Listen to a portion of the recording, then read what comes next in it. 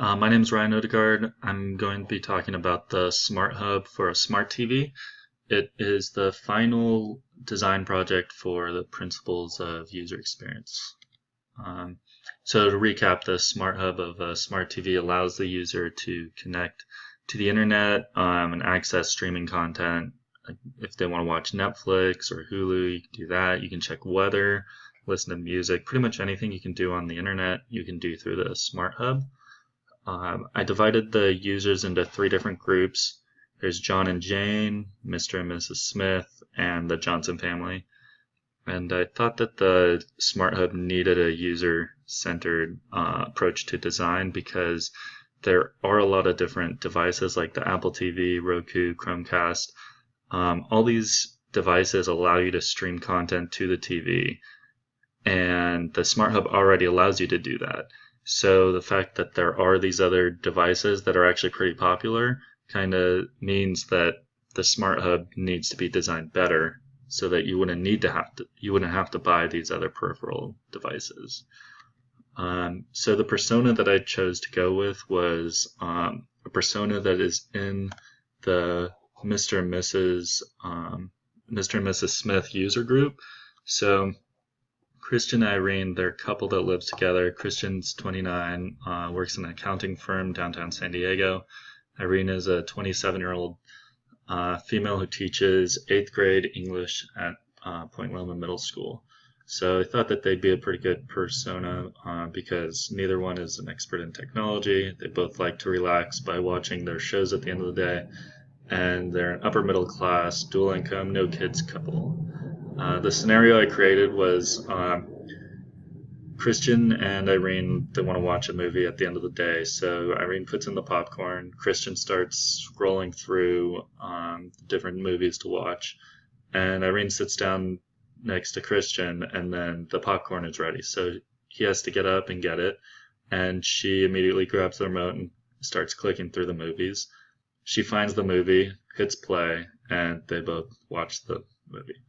So the reason I want to use that scenario is because it shows how easy anybody can navigate through the Smart Hub. I mean, she picked up the remote and immediately knew exactly what to do. It's very intuitive and unobtrusive. The storyboard that I created for the Smart Hub doesn't exactly follow the scenario. The scenario focused more on a specific app that was available via the Smart Hub. So in the storyboard, I showed how Christian's alarm goes off at 6 in the morning, and the TV automatically turns on with his homepage, the things that he finds important. So there's a map to his work that shows the weather, stocks, and some top news articles. So he doesn't turn it on. It turns on automatically at 6 o'clock, similar to an alarm clock. And so as he's walking to the kitchen, like he passes the TV, and he notices the weather, and it's going to be a beautiful day. So as he's eating his breakfast, he realized he saw that there is an accident on the 8, and so it's going to take him a little bit longer to get to work. So he has to leave a little bit earlier, and so he's leaving, and Irene says, "Hey, don't forget to turn off the TV." He tells her it'll turn off at 7. And by the way, it's going to be a beautiful day today. So when he's leaving, he's still thinking about the article that he saw on his TV. He's like, "Oh yeah, the Chargers are thinking about moving to Carson." So the reason I wanted to do this storyboard was to show how the Smart Hub could be used as just another device to get your content. So it'll tell you all the things that are important to you, and it's all customizable. I showed the alarm clock version of it so that it shows that they can all be automated too. So if you say, "I wake up at 6 and I leave at 7, you can say turn the TV on at 6 and then turn it off automatically at 7. Alright, so this is the Smart Hub prototype for a smart TV. And here we have a title section up here. It'll usually greet the user. In the right corner there is the date. So and in the center part it's divided up into these different widgets, and then the bottom has a list of the most used apps, or it's the apps that are organized by most used. So in this case, Netflix is the most used app, followed by Pandora, Xbox 360, and so on. Everything is navigated through the up, down, left, and right arrows on a remote, and then to select something. So, like in this case, if you want to select Netflix, you click the Enter button on the remote, and then it takes you to the Netflix app, and now you're going to be operating it. You're going to be watching Netflix through the Netflix app. To get back to the Smart Hub homepage, you would just click the Smart Hub button that is on the remote, and you're back to the homepage. With the widgets, it's divided up in the left quadrant. There, it shows you the last played. So in this case, if they're watching The Big Bang Theory, and since it was live TV, it's still playing with audio. If you're watching Netflix and you go to the Smart Hub screen, it'll show you Netflix, but the video will be on pause.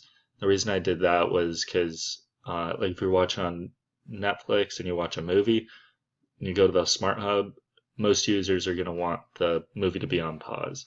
But if you're watching live TV, like let's say you're watching a football game and you go to the Smart Hub, then you would actually want to see the game going while you check weather or you see how the stocks are doing, or so on. Same with audio. If you're listening to Pandora, the Pandora app is playing and you go to the Smart Hub window, the music will still be playing, mainly just because you would still want to hear music while you check the apps. So these apps, they're all either developed by the Smart Hub developer team or outside developers, sort of like the apps with smartphones. So like Apple, they develop some of their apps. They also have outside developers. So that's how these widgets would be developed. And they're all updated live. So like the stock ticker would be scrolling with live prices. News would have the livest feed, and the map app would be updated with most recent accidents or traffic alerts. Then you can also click on the different apps. So in this case, if you click on the weather app, it gives you a more detailed version of the weather. To get out of the app, you would just click the return button that's on the remote, and you're back at the home screen.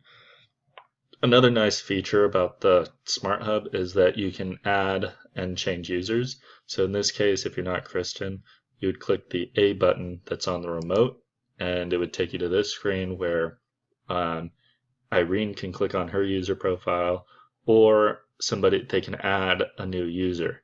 If you add a new user, then you enter the name and the email address, and then then you get sent a link to set up your homepage.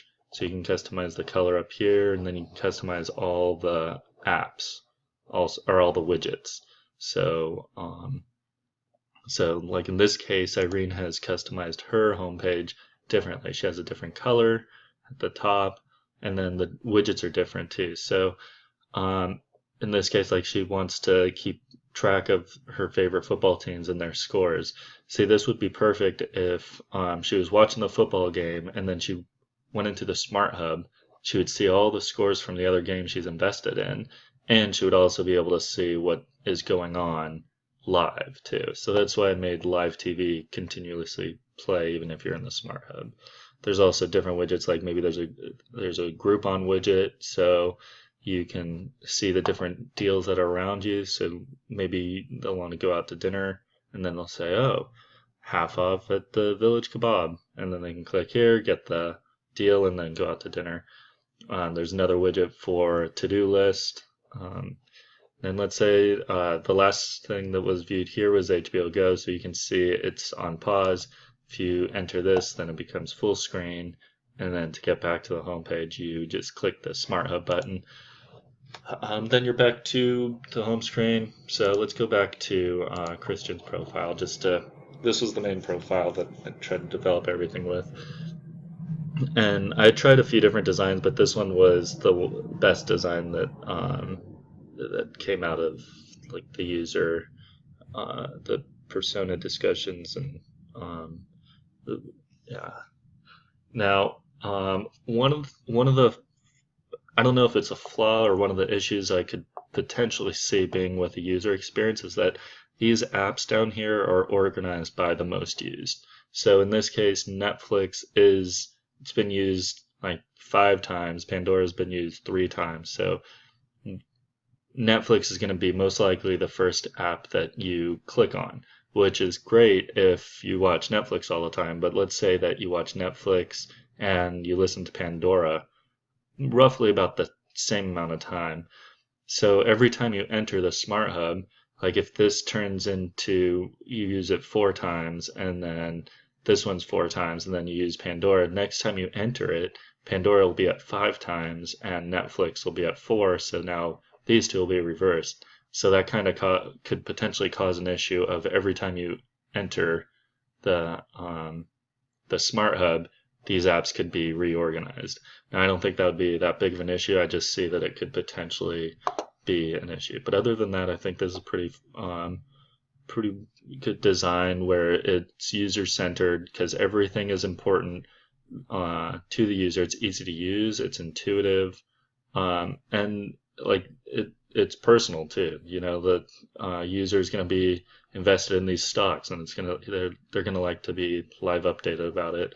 Or even having a map here showing, you know, you might have to leave a little bit early today to get to work because there was an accident that most likely you're not going to know about till you check like you check your phone or you watch TV or something. But it'd be nice if this was just here automatically.